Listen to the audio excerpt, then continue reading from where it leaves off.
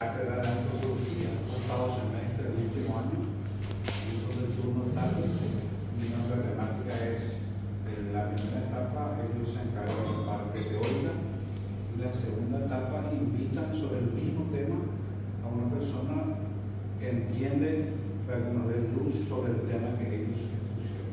Entonces, por eso le invitamos. Ellas mismas se encargaron, el tema es bilingüismo. Ellas van a presentar el tema y luego le hacemos llegar el certificado de compromiso. Muchas gracias. Éxitos. Bueno, buenas tardes. Antes de dar la palabra, nosotros queremos presentarnos, ¿verdad? Él es presidente del Comité Ejecutivo, Director General y docente del Ateneo de Lengua y Cultura Guaraní. Es miembro de la agrupación de la Casa de Escritor, escritoróloga, actual presidente. Licenciado en Lengua Guaraní, Nauna, licenciado en Antropología Cultural Guaraní y Paraguayo Ateneo, especialista en metodología de investigación aplicada, Nauna, posgrado en la didáctica universitaria, también en Nauna, y doctor en Lengua Guaraní, y doctor honoris causa de Ciencias de Arte y la Cultura. Profesor titular de la Universidad Nacional de Asunción, docente de la Facultad de Filosofía, de la Facultad de Ciencias Exactas y Naturales, de la Facultad Politécnica, de la Facultad de Enfermería y Obstetricia y de la Facultad de Ciencias Económicas de otras universidades como la Universidad Nacional de Itapúa, de la Universidad Americana, de la UCLIP, docente de la Escuela de Estrategia de ICEPU. También fue director general académico de la Universidad Nacional de Asunción e interino de la Secretaría General y la Jefatura de Recursos Humanos de la UNA. Fue miembro del Consejo Directivo de la Facultad de Filosofía, es ex docente de la Academia Militar Mariscal Francisco Solano López, ex docente del Liceo Militar Acostanú, ex profesor del Instituto Superior de Educación, ICE, ex profesor del Instituto de Lingüística Guaraní del Paraguay. También ex profesor del Colegio Bernardino Caballero, del Colegio Nacional Vilpatí, del Colegio Nacional ADL. Muy buenas tardes para todos. Yo voy a seguir el currículum del profe porque es súper largo. Bueno, miembro de la Academia de Lengua Guaraní, Academia número 6, fundador en 1978 y expresidente en 1979. En la Academia de Lengua y Cultura Guaraní del Colegio Nacional de la Capital. Es escritor bilingüe, tiene 18 libros publicados y sobre lengua y cultura guaraní, cultura popular, antropología, etc. Además de numerosos artículos publicados en la revista especializada y diarios, columnista de lengua y cultura guaraní en Ciencias del Sur, conductor del programa Guaraní Ñañe en la Radio Libre, productor público, socio fundador del 2021 de la Asociación Paraguaya de Lingüística Aplicada. Recibió varias distinciones por su labor de promoción y difusión de la lengua guaraní a nivel nacional e internacional, entre ellas la del joven sobresaliente de la Cámara de Junior de Asunción, hijo del dilecto de la ciudad de Asunción del 2014 y Orden Nacional del Mérito de Comunero concedida por la Cámara de Diputados de la Nación, socio de Rotary Club Asunción Catedral. Ha dado conferencias en prácticamente todo el Paraguay, en Argentina, Bolivia, Brasil, Perú y España. Es uno de los creadores de Wikipedia de Guaraní y diariamente aloja informaciones y novedades en guaraní y bilingües, guaraní castellano en internet, validador general de traducción en guaraní, navegador de Mozilla, Firefox. Muchas gracias. Gracias a ustedes. Buenas tardes. Quiero agradecerles primero que nada por la invitación. Estoy muy contento de poder compartir con ustedes esta tarde. Agradecerle aquí a mi querido profesor Virgilio Silvero, con quien hace muchos años trabajamos en la promoción y en la difusión del idioma guaraní. Tenemos mucho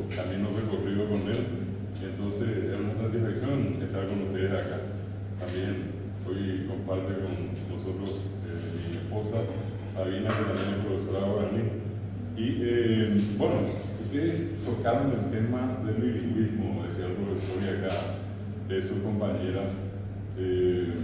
Creo que hablar del Paraguay, sobre todo por la profesión, por la carrera que ustedes eligieron, es una carrera eminentemente de contacto e interacción con la gente, requiere indefectiblemente la mirada hacia cómo se comunica la gente. Y acá una realidad indiscutible en el Paraguay es hoy la presencia guaraní. Se dieron cuenta que una cosa así medio rara, misteriosa y hasta yo diría tan milagrosa, de 8 millones pasamos a ser ahora 6.109.000, ¿verdad? No sé qué pasó por allí, que en alguna parte se perdieron 2 millones. O fueron al otro lado ya con el COVID, o se mudaron todos, se fueron a otros países, pero no están físicamente acá. De todas maneras, se calcula que el 70%, con los datos que le han mencionado, hay un 38,6% en una encuesta integrada de hogares que se hizo 3 años atrás, cuyos resultados en realidad se dieron a conocer en el 2020. Ahí. Decía 38,6% de la población con más de 5 años es guaraní hablante. Casi un 40%. Podemos redondear inclusive con un segundo que tienen casi la mitad de la población. Donde ustedes pongan la planta del río, no sé si falta alguien que diga algo guaraní. Si no hace un discurso corrido en guaraní, alguna cosa le va a hacer en guaraní, ¿verdad? Un 30,5, creo que es 0,5% se declaró en esa encuesta, se declaró bilingüe, esa población se declaró bilingüe. Es decir, entiende los idiomas, habla de guaraní castellano. Y casi un 28% es exclusivamente monolingüe castellano, habla solamente castellano. O sea, tenemos, si tomamos esos dos datos, un 40 y un 30 y un poco por ciento, son 70% de Paraguay que se comunica en guaraní. O sea, en síntesis, es la población mayoritaria. Acá el guaraní es lengua de uso mayoritario con respecto al castellano. Pese a haber pasado por muchas circunstancias de opresión, de represión, que ninguna lengua en el mundo pasó por una situación igual. Una cosa que en algunos países, por ejemplo, hayan prohibido, pero no hacerlo de la manera tan violenta como se dio en el caso del Paraguay. Acá la persecución, la represión pasó del discurso verbal de barrio en el indio, nervio campesino, allá en el Tabú, lugares de guaraní, ¿verdad? Siempre hubo una especie de relacionamiento, vinculación entre la ignorancia, el ser campesino, ¿verdad? El ser indígena, porque el indio nomás habla guaraní. Y bueno, todo eso formó parte y sigue formando parte, por qué no decir, de una estrategia de discriminación y sobre todas las cosas de un intento de eliminación de la lengua. Es una cosa que no se puede negar bajo ningún punto de vista. Y si paso yo de ese discurso que como alguna vez me decía un amigo, eso entra por acá y sale por acá, se aguanta, me decía, de ella, oye, güey, vaina indio, de campesino, guarango, no aguanta, ¿verdad? Pero lo difícil, lo complicado en la cuestión para la mayoría de la gente fue pasar por el castigo físico. Y esos castigos se hicieron muy sensibles a partir de la posguerra del 70. Una de las fortalezas que siempre tuvo el Paraguay, y eso quedó inclusive plasmado en el tiempo anterior a la guerra de la Triple Alianza, cuando los que conformaron la Triple Alianza ya tenían como en punto de mira en el Paraguay un riesgo dentro de esa probable confrontación que se iba a dar, el que la gente acá tenía como un factor de cohesión del uso del guaraní. Acá estábamos ya muy vinculados porque prácticamente era la única lengua hablada en la posguerra. No olviden que vivimos un tiempo en que Francia había cerrado la frontera, había promovido el uso del guaraní, muy poca gente entró afuera. La poca gente que vino después llegó con Carlos Antonio López. El tiempo fue muy corto, ya prácticamente inmediatamente al tiempo de López le sucede su hijo y la guerra del 70. Y antes de empezar, uno de los que quedó en la historia por un comentario que había hecho fue el presidente argentino Bartolomé Mitre. Y en palabras más, palabras menos decía, si queremos Y López fue, más allá de cualquier cosa, un estratega interesante en ese sentido, porque él se da cuenta de que esa era una herramienta muy valiosa. ¿Y qué hizo? En 1867, cuando ya la guerra pasa al territorio paraguayo, se desarrolla en el territorio paraguayo, él convoca en Paso Pucú, en Ñemucú, al sur, cuando todas las acciones se desarrollaban en el sur. Él convoca allí a una serie de conocedores de la lengua guaraní, entre ellos una persona cuyo nombre yo lo publico aquí en San Lorenzo. Nosotros, por más que somos Universidad Nacional de Asunción, estamos en San Lorenzo, nuestro campus, este es donde están ustedes, de San Lorenzo, y acá era Luis Camino, ¿verdad? Y con Luis Camino, probablemente el más grande escritor del tiempo de la guerra, considerado el primer poeta paraguayo, el natalicio de María Talavera, y otros más. Se reúnen a pedido de López, y López les pide a ellos que hagan un alfabeto, un abecedario. Y con ese abecedario después se publican los famosos periódicos de trinchera, como Cabichuquí. Todo, seguramente ustedes habrán visto, eso se puede descargar, está en internet. Y van a encontrar el uso masivo de guaraní. Natalicio de María Talavera hace inclusive sus poemas con un carácter, con cierto sarcasmo, satirizando al enemigo. Él, por ejemplo, tiene un poema que se llama Cailla Guajan Popí, que más o menos, hasta donde recuerdo, dice así: Coibi Arinda Yoí, Bojapuy Nimbabaí, Umia Pitepe Oí, Pedro II, Caí Bartolomé de Yaguá, Venancio Flores Popí, la tripla alianza Guajes. Y aparte de hacer una comparación que causaba gracia en los soldados paraguayos, era como una burla. Pedro II, Caí, comparado con el mono, Bartolomé de Yaguá, un perro, ¿verdad? Y Venancio Flores Popí. Y bueno, decía también, Nimbaba y Bayo ya ponía el contrato hoy exclusivo al Paraguay, que estos animales tan feos hicieron un contrato para destruir al Paraguay. Como esas composiciones fueron muchísimas, se publicaron en el Cabichuquí, el otro era el Cacique, el Lambaré, la Estrella y el Centinela. Eran 4 los periódicos de trinchera, pero sobre todo el Cabichuquí, que funcionaba en guaraní y que se leía a las tropas. Tampoco era una cuestión masiva que le llegaba a cada ciudadano, ¿no? Cuantos periódicos que se distribuían estratégicamente y se hacía escuchar para levantar el ánimo de las tropas. Todo el proceso de la guerra se libró en guaraní. Imagínense ustedes 2 episodios los más, yo diría, sanguinarios, trágicos. Ya no sé qué palabra buscar porque todavía ni con esto puedo decir todo lo que fue. La batalla de Río, donde la ciudad fue arrasada, se quemó el hospital, salen las famosas 100 mujeres que cuando ya no habían varones, salen a enfrentar a los brasileños. Pero Pablo Caballero, que fue el comandante de plaza de Pibehuí, y todos los que estuvieron allí, les pregunto por casualidad nomás, ¿será que hablaron en chino en ese lugar? ¿Será que hablaban allí inglés? ¿Hablaban tal vez francés? No, hablaban guaraní. Y esas mujeres que murieron en Pibehuí no eran ni hablantes, murieron hablando guaraní, decapitadas, desangradas como murieron en guaraní. Y pasemos allí en 1869, eso fue el 12 de agosto, 4 días después, el 16 de agosto, en Acostaño.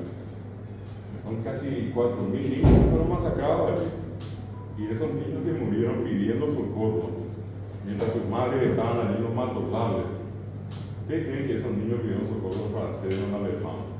Los niños gritaron en guaraní, murieron en guaraní esos niños. Fueron decapitados, fueron quemados. Y todo eso ocurrió hasta el final. ¿Y qué ocurre en la posguerra? El 8 de marzo, termina el primero con la muerte de López, ¿verdad?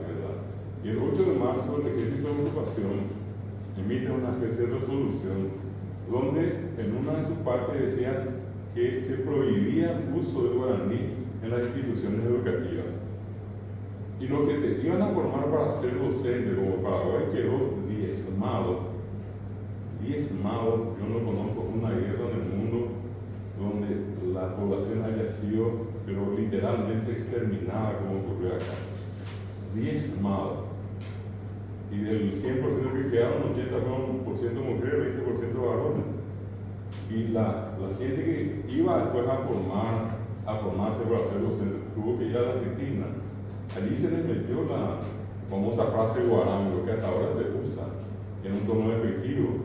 No olviden que hasta ahora nuestros hermanos argentinos dicen eso es una guarangada. La guarangada es algo detestable, algo feo, algo malo. Qué guarango que sos hasta ahora. O sea, no es precisamente la más linda de la palabra. Eso se acuñó y acá comenzó a aplicarse a toda la gente. Porque hablar guaraní era ser guarango y hablar castellano era de gente culta. Pero eso fue acompañado por los castigos físicos que las otras lenguas de otros lugares del mundo no pasaron. Arrodillarse por hablar guaraní.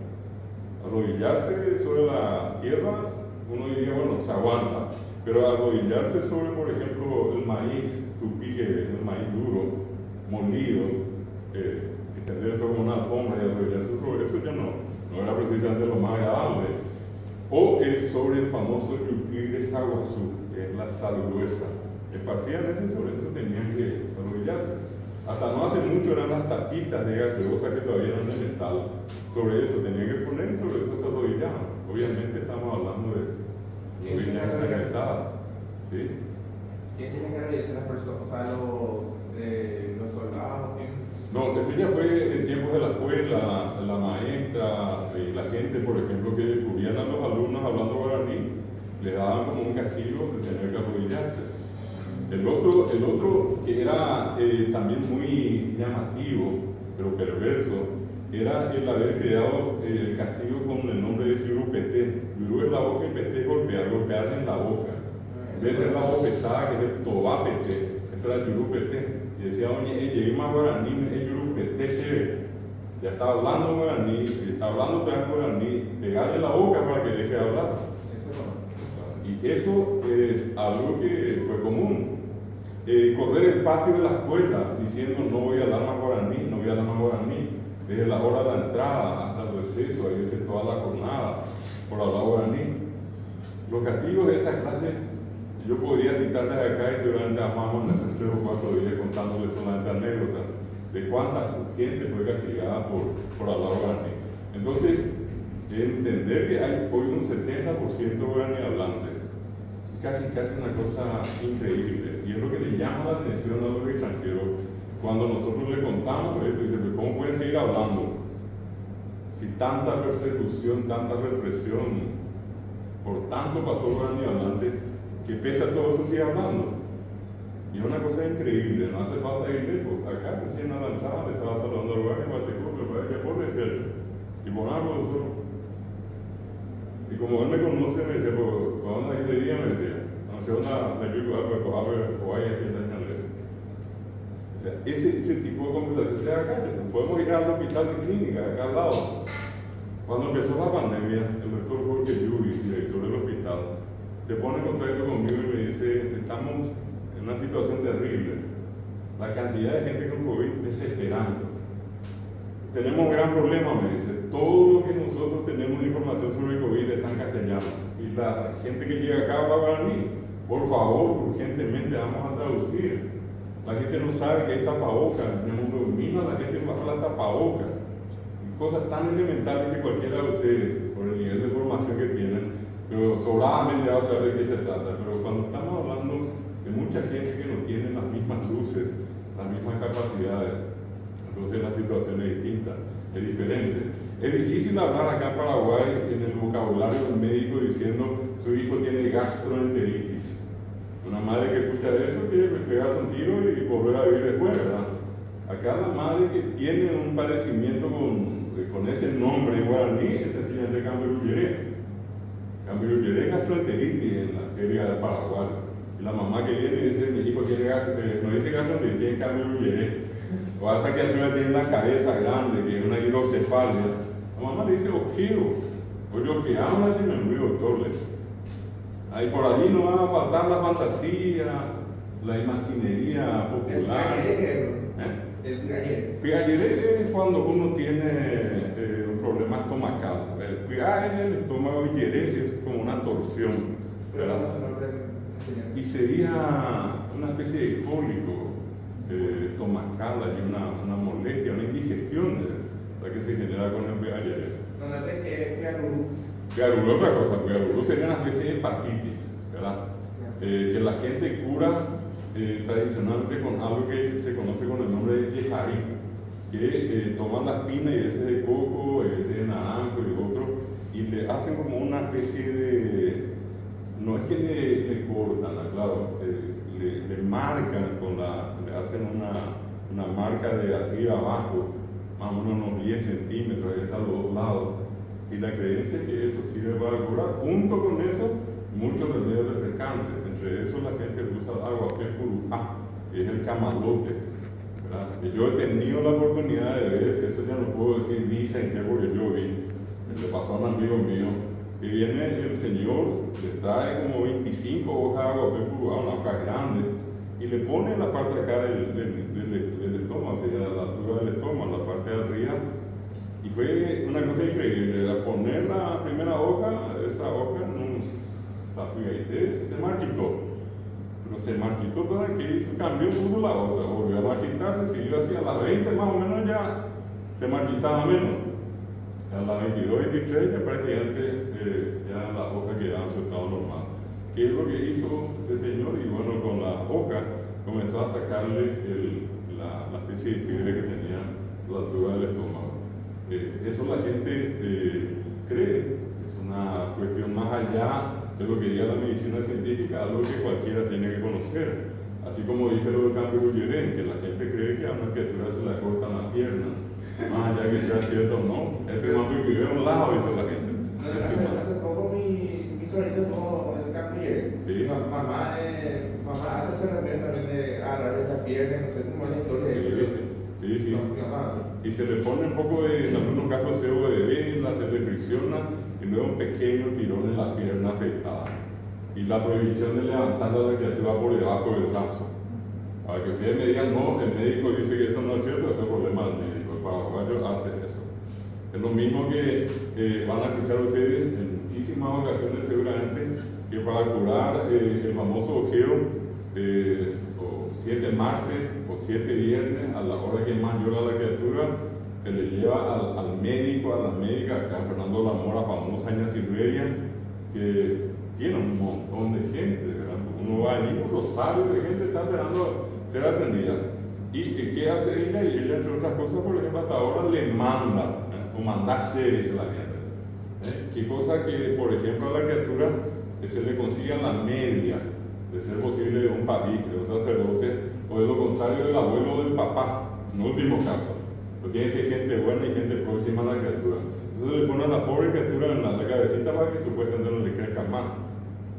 Y la creencia de la gente, así se cura. Se le prohíbe, por ejemplo, que una persona extraña, cuando recién nació la criatura, que una criatura extraña entre a la casa, que solamente los de la casa pueden entrar a la criatura. En algunos casos la prohibición llegaba a 40 días, después se redujo a 7. En algunos casos hay gente que cuando ve que alguien llega así muy cansado, se le nota el cansancio al llegar para ver a la criatura, se le pide que descanse primero, que se relaje primero y que después entrar a la criatura. Antes de entrar, se sienta, se relaja, se le da un vaso de agua y después entrar a la criatura. ¿Cierto o no? Yo les cuento lo que la gente hace. Esa es mi función también, ¿sí? También para entrar a verle a un recién nacido no tiene que estar de miedo. Porque le podemos pegar, le podemos hacer. Normalmente la gente cree que una de las causas del ojeo es el contacto con gente mala. Con malas vibras. Es mala vibra, es energía negativa. Entonces, a donde quiero llegar lo siguiente, cuando les cuento del ojeo, del cambio de del como decía, ¿cuál es tu nombre? ¿Yo? Sí. Matías. Matías. ¿Vos sos Ariel, hermano? Sí, soy el mismo. Ahora te lo digo, Matías. Ahora sí. ¿Sabes que me estuvo jodiendo un poquitito tus lentes? Probablemente sin lentes ya te ubique mejor. Pero ahí, ahora sí, definitivamente ya te ubico. Con el perdón del caso, Matías. ¿Vos conocés pariente, no? Capaz no, ¿por qué no? En Paraguay así vuelta y vuelta y somos todos parientes. Así que vamos a hablar bien de todas las no pariente vecino. Bueno, entonces les decía, vamos a encontrarnos con eso en muchísimas situaciones. Yo les invito a que visiten a los artesanos. Acá cerca de la gente de Chipá, Apó. Y todo lo que se usa en el Chipá tiene nombre guaraní. Abati, Jesús, Aramino, Iguazurubí. La gente habla con eso. Pregunten a lo que preparan acá en Ñandutí, a lo que hacen en Abopoquí, a lo que hacen en Coibí, en Carapeguá, y todo el mundo habla guaraní. Es decir, tratar de prescindir de guaraní es una cosa casi imposible. Y por esas razones también que ustedes, por la profesión que tienen, y todas las profesiones en general, necesitan del guaraní para contactar con la gente, para vincularse. Es tan distinto cuando ustedes llegan a un lugar y le encajan algo así como un bate cobro, que buenas tardes, ¿qué tal? ¿Cómo están? Yo soy fulano, vengo, ya suena más. En el otro ya es una cuestión muy amistosa. Entonces, por allí es una estrategia interesante de tener en cuenta el uso del guaraní para iniciar una conversación. A veces las personas que llegan junto a ustedes puede que inclusive tengan un cierto temor, que tengan una sensación de incomodidad, sabiendo que están viniendo a un medio donde se habla más castellano y él o ella habla más guaraní. Entonces, la más de las veces la gente habla poco, no dice casi nada, hasta que encuentre a alguien que le trate en guaraní. Y a partir de ahí se va a ganar la confianza y también va a haber la posibilidad de poder conversar y entender el problema que pueda tener esa persona. Yo quiero mostrarles a ustedes con unos ejemplos que se trata de dos idiomas distintos. Una cosa notable, nosotros vivimos en Paraguay y resulta tan fácil hablar castellano y guaraní, si no hablar por lo menos entender los dos idiomas, porque acá puede ser que alguien me diga, yo no hablo pero entiendo, ¿verdad? Y ese ya es un fenómeno complicado. ¿Por qué les digo para un extranjero? Para nosotros es una cuestión muy común, muy normal, ¿verdad? Yo puedo hacer, por ejemplo, ahora mismo algo parecido a esto. Yo le digo, pues a Cerogape, a Peyayú, a Tereré, a Peña, no a qué. Y mañana pienso ir a Cacupé, dar una vuelta por Piridehuir y a la tarde volver a mi casa. Yo puedo hacer esos dos discursos y los dos. Si acá alguien que no me entendió en el primero, que me levante la mano. Todos entendieron lo que dije. Después de ajá, Paraguay, Ayú, a Tereré, a Ñenoaque. Y por el otro lado, de mañana iré a Cacupé, luego pasaré a Piridehuir y tratar de venir a mi casa. Se entendieron los dos discursos, sin embargo, hay algunas cuestiones que no son tan fáciles para un extranjero. Si yo les pregunto a ustedes cómo se dice en guaraní, o sea, les decía yo en guaraní, ustedes primero me dicen en castellano, ¿cómo se dice en castellano Mombiri Vive? Una famosa canción, ¿cómo llama Mombiri Vive en castellano? Desde lejos. Desde lejos. ¿Estamos de acuerdo? Desde lejos. Y ella me dijo sobre la marcha, me dijo desde lejos. Pero si yo le pregunto qué es Mombiri, ¿qué es Mombiri? ¿Y qué? Entonces Vive. Desde. En guaraní decimos lejos desde. Pero como ella sabía cómo se dice en castellano, ella me dijo desde lejos. Probablemente nos iba a chocar a todos si ella nos decía lejos desde. Y por más que ella nos hubiera dicho lejos desde, nos hubiera dicho de la forma literal, porque literalmente es lejos desde. Pero como nosotros hablamos los dos idiomas, somos capaces de decir desde lejos. ¿Se dan cuenta? Ahora voy a hacer el ejercicio al revés. Para algo que probablemente para todos ustedes es tan común, escuchan, dicen. ¿Cómo diríamos en guaraní ahora su ropa o la ropa de él o de ella? Y ya. ¿Estamos de acuerdo? Y ya. Podemos salir a la calle al primero que pasa, le atacamos y le preguntamos, ¿cómo se dice su ropa? Y ya. Ahora, ¿cómo se dice su cabeza o la cabeza de él o de ella? Su cabeza. Me responden acá más de uno y en coro. Nadie me dijo, profesor, qué difícil que es. La nomina sabe que los vamos a deliberar acá y vamos a tratar. Me dijo niña acá. Perfecto. Ahora, ¿cómo diríamos en guaraní su ojo, el ojo de él o de ella? Su ojo. Esa. Esa, ahí Matías también está muy bien. Ahora, ¿cómo Y así, diríamos? y esa, nada seguro. Sí, no, pero esa, bueno, ¿cómo diríamos? El patio se dice corazón. ¿Y cómo se diría en guaraní? Mi patio, tu patio, su patio. Su patio. ¿De corazón, de corazón? Y corazón, perfecto. Su patio. Ahora bien, yo le dije a ustedes su ropa, su cabeza, su ojo, su patio. Solamente dije su. Y ustedes me dijeron y ya o, solamente a o es allí la palabra. La y es su. En el siguiente caso le dije su cabeza y me dijeron iñacán. Y allí me respondieron varios, me dijeron iñacán. Y resulta que allí la raíz solamente es acá. Y en vez de la y le pusieron una ñ. ¿Por qué? ¿Por qué no le dijeron iyacán? Y allí ya se ríen, pero no se puede decir yacán. Allá es de Tavila, ¿verdad que eso es lo que, bueno, y la misma cosa nadie dice iñao. Si yo digo iñao, van a decir, depende de morismo, pero es posible que yo diga iñao, iyao y es iñacán. Y en el tercer caso dijimos esa, esa, esa. Allí la raíz es esa, y la T, la L y la H se llaman índices de posesión, indican la posesión. Su es la H, joga, esa, getimá, ¿verdad? Joa, si roban de roba, joa, mi cara, tu cara, su cara, ¿verdad? Se dan cuenta que no solamente una H, me dijeron esa. Y en el último caso le dije cómo se dice su patio, me dijeron icoracuí. Y la palabra coracuí no pusieron solamente una I. Ustedes acaban de usar 4 maneras diferentes de decir su. ¿Y saben qué significa eso? Que ustedes son bilingües y que hablan perfectamente guaraní. Que ahora ustedes me digan, yo no sé, profesor, cómo se dice Vía Láctea. Yo tampoco no sé. Yo tampoco no sé. Así es que no va a venir a fin del mundo porque ustedes digan, ya está Vía Láctea, pero está perfecta, muy bien, perfecta. A mí, por ejemplo, me pasó algo muy curioso. ¿Qué te pasó? Mi novia es de Villarrica. Sí. Y una vez me fui en su casa. Sí. Me fui con mi suegra, ¿verdad? Ajá. Y tipo, estuvimos hablando y ella habla guaraní. Y yo hablo castellano, ¿verdad? Sí. Y es como que los dos no entendimos igual. Tipo, yo hablaba castellano, ella me entendía y ella me hablaba guaraní, yo no entendía también. Pero me cuesta por lo mantener una conversación en guaraní, ¿verdad? Pero ¿entendés? ¿Eh? ¿Entendés? Sí. Claro, ahí está. Esa es una cuestión siempre importante, por eso dije hace rato, capaz que haya personas que digan, yo no hablo pero entiendo, y acá Matías me acaba de confirmar.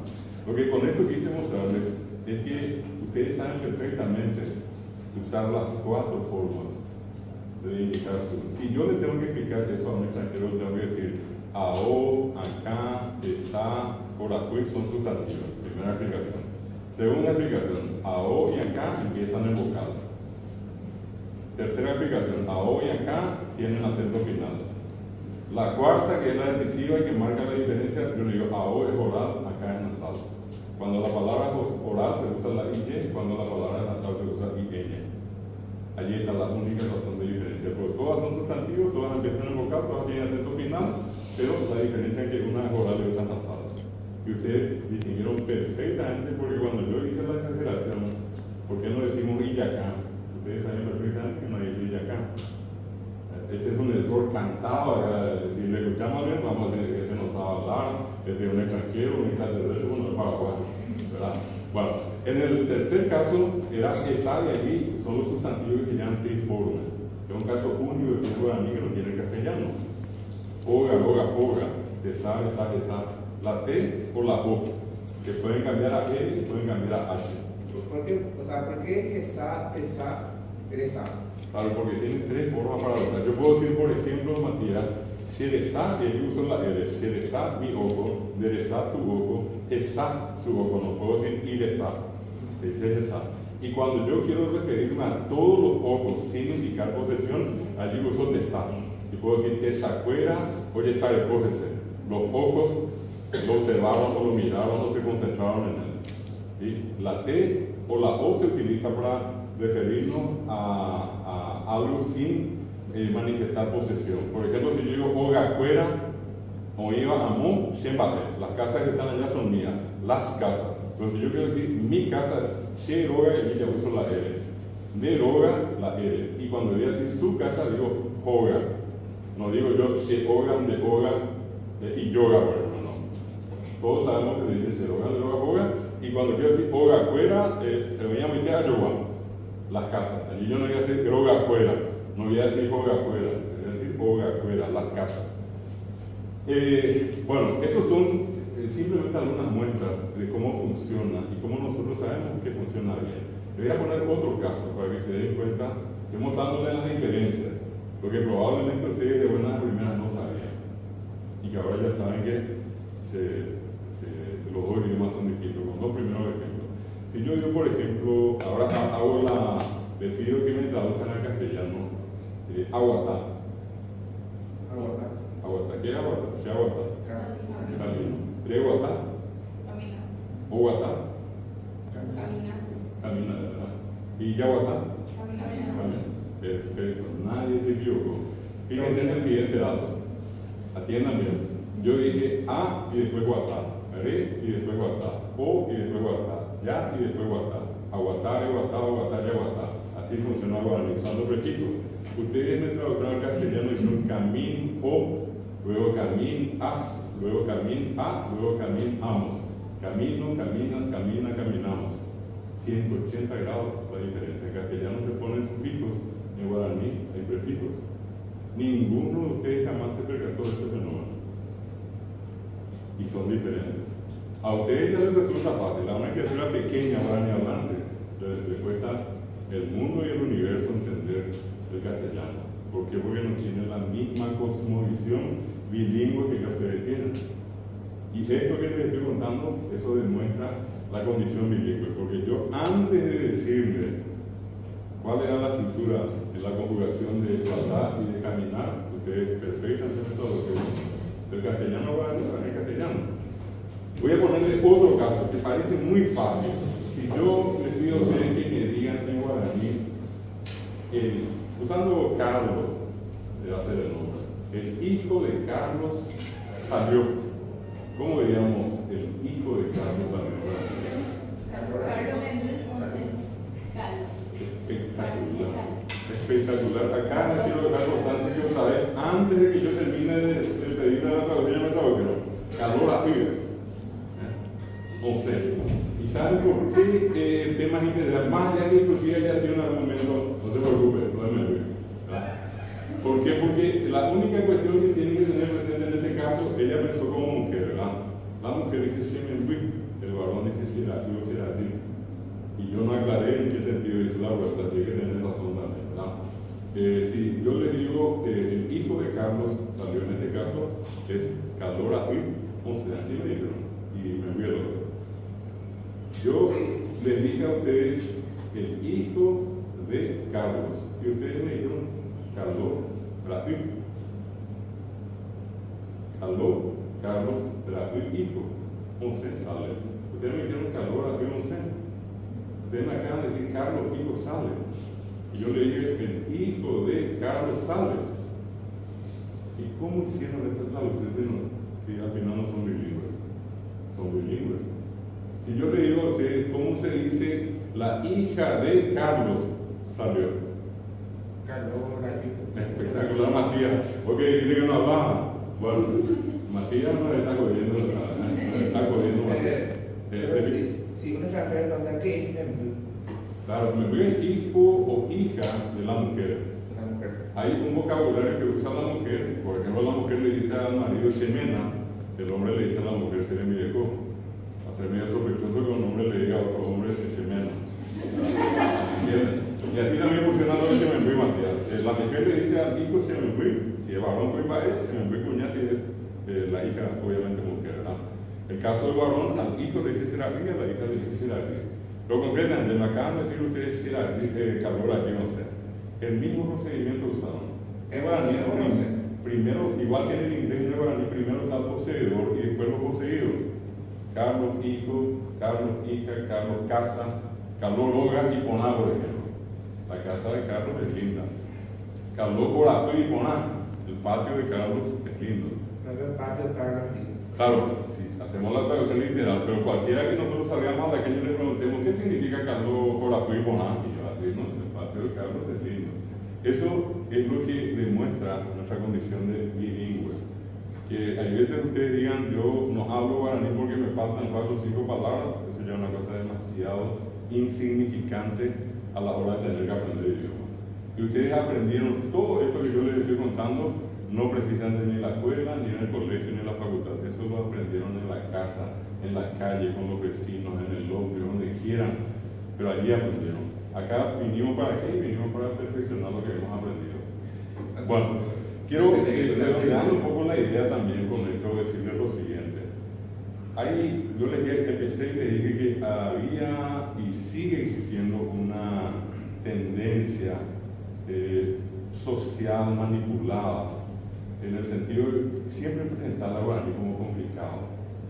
El que habla guaraní como una especie de santo, que ya, porque habla guaraní ya se va al cielo, está sentado al lado de Dios y compañía, y el que habla lo más difícil del mundo es hablar guaraní. Y resulta que el que dijo eso también no empezó a hablar, ¿verdad?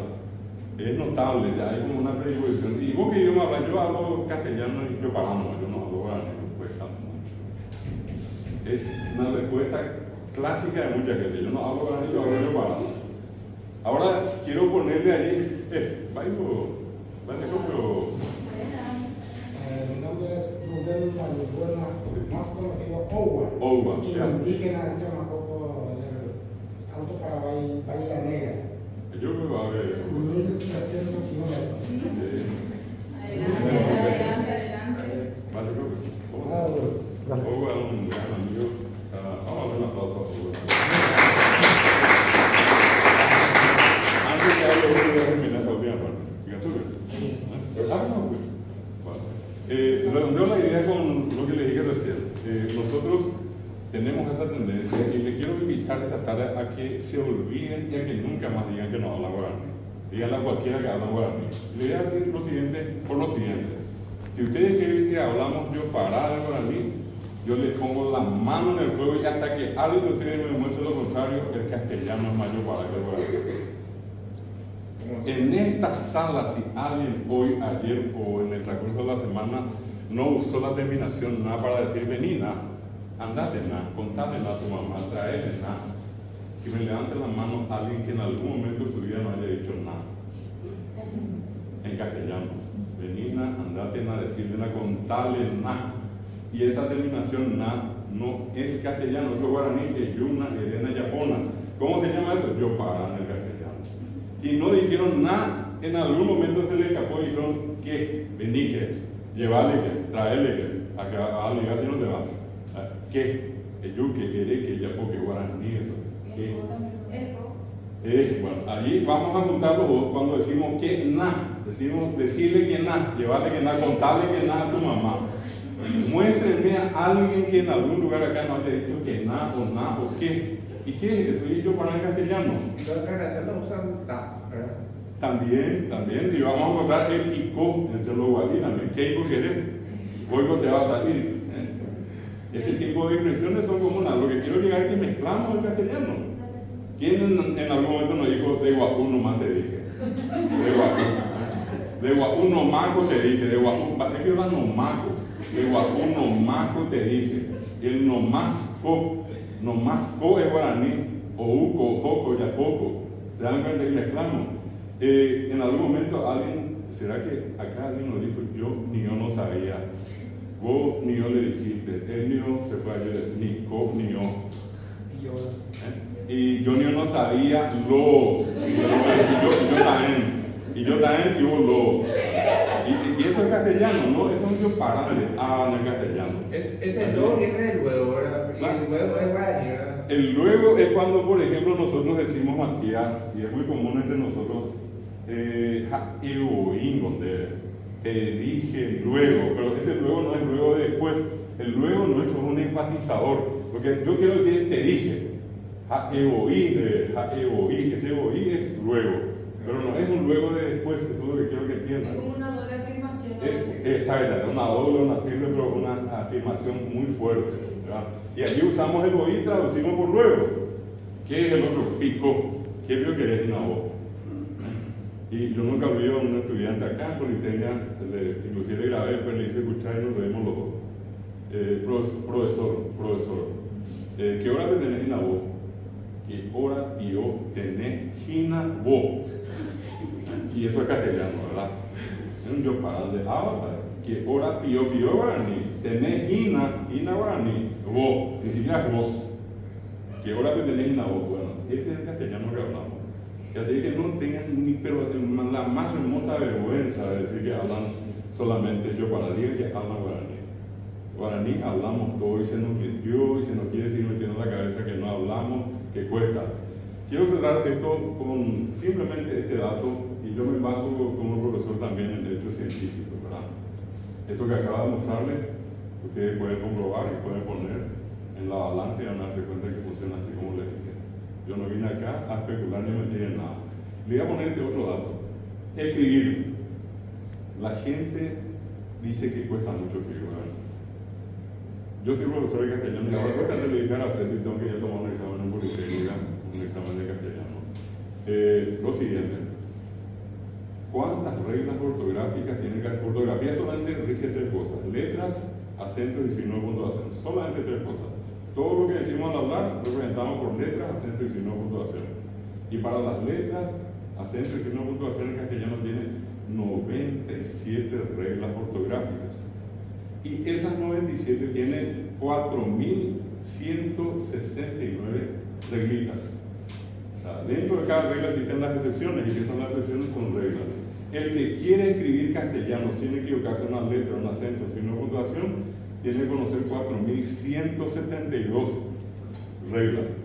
Y para corroborar eso les invito a entrar al sitio de la Real Academia de la Lengua Española y verificar esto que les digo.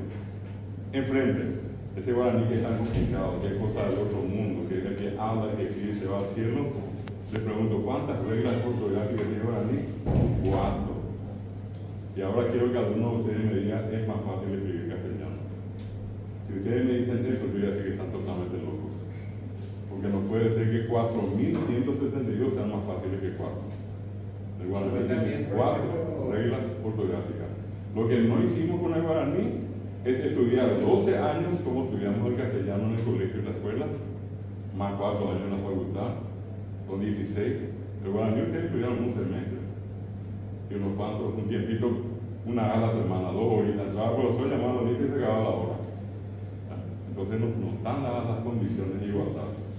Nuestra lucha acá con el profesor Silvero, con Boga también, que forma parte de nuestro equipo, es lo que se llama la igualdad de condiciones. En la enseñanza, que ambos idiomas se aprendan bien. Yo vine hoy con esa intención, mostrarles a ustedes primero que son bilingües, lo hice, les mostré a ustedes todo ese proceso perverso que pasó para mí y finalmente acabo de contarles de que somos bilingües y les puse las pruebas que ustedes superaron. Ustedes hicieron las traducciones sin siquiera darse cuenta que se tratan de 2 idiomas diametralmente opuestos. Hablamos los idiomas, entendemos los idiomas y eso uno no tiene que perder de vista. Matías. Suelo leer también en muchas partes que se dice que el guaraní puede estar en peligro, ¿verdad? Porque se hizo que la juventud no hable eso, ¿verdad? ¿Qué tan cierto eso es? Y si es así, ¿qué se podría hacer? En realidad en peligro no está, Matías. Hay un informe de las Naciones Unidas que dice que hay 6.000 y un poquitito más de lenguas en el mundo, que más de 3.323, decía el informe originalmente, lenguas están en peligro de muerte, es decir, la mitad. ¿Por qué están en peligro de muerte? Porque tienen menos de 100.000 hablantes. En el caso del Paraguay nosotros estamos hablando de casi 5 millones de personas que hablan guaraní. Estamos lejos de los 100.000. Así hay que sumarle a la gente que en la frontera con Paraguay, Misiones, Corrientes, Resistencia, Chaco, Formosa, Buenos Aires mismo, donde hay mucha gente que sigue hablando guaraní. Acá en nuestra frontera con el Brasil, Mato Grosso, Paraná, son estados donde hay gente que sigue hablando guaraní. Bolivia, Tarija, Beni, Pasto, Santa Cruz, son provincias que hablan guaraní. Es decir, si ya tomamos lo que hay en la región, se calcula que hay unos 10 millones de guaraní hablantes, y eso que demuestra que estamos lejos de que el guaraní muera. La otra cuestión es que las Naciones Unidas ponían como razón para decir que una lengua estaba en riesgo es la no presencia de una lengua en Internet. Hoy por suerte el guaraní tiene una presencia tremenda en Internet. Ustedes pueden entrar a YouTube, a las distintas otras plataformas y van a encontrar un montón de informaciones de guaraní, poesía, canciones. ustedes pueden ver una cantidad de conjuntos, de jóvenes, gente que hace música, Néstor Lobo, ahí está el caso de Tierra Adentro, cuánta gente, todos jóvenes, voy haciendo música paraguaya. Es impresionante que uno vaya a los festivales y la gente es joven pide música paraguaya. Es que tan mal no estamos, pero eso no quiere decir que estamos bien. Estaríamos mucho mejor, Matías, si el Estado pone mucho dinero, como lo hacen los catalanes, que aprecian su lengua, que tienen más de 3 canales de televisión que funcionan solamente en catalán, que tienen más de 10 emisoras de radio que funcionan solamente en catalán, que tienen más de 5 diarios que solamente se escriben en catalán, que ellos venden catalán en cada esquina, que uno va a una esquina y encuentra un pequeño folleto donde el visitante encuentra cómo se dice los nombres de los platos que uno puede pedir en un restaurante, cómo uno tiene que tratar con la gente que está en una tienda, todo eso está en la calle. Nosotros no tenemos nada de eso. Nosotros trabajamos por nuestra cuenta y quiero dejar ese testimonio en que gente como Odua tiene que hacer 1.300 kilómetros para ir y traer su artesanía, ir y volver, sin tener un miserable guaraní puesto por el Estado paraguayo. Y gente como Odua son héroes.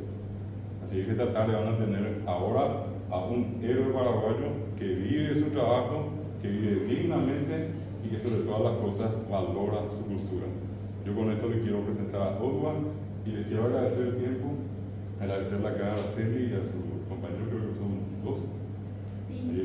la que estaban trabajando, infinitamente agradecido con ustedes. Y lo mismo con los niños por este tiempo.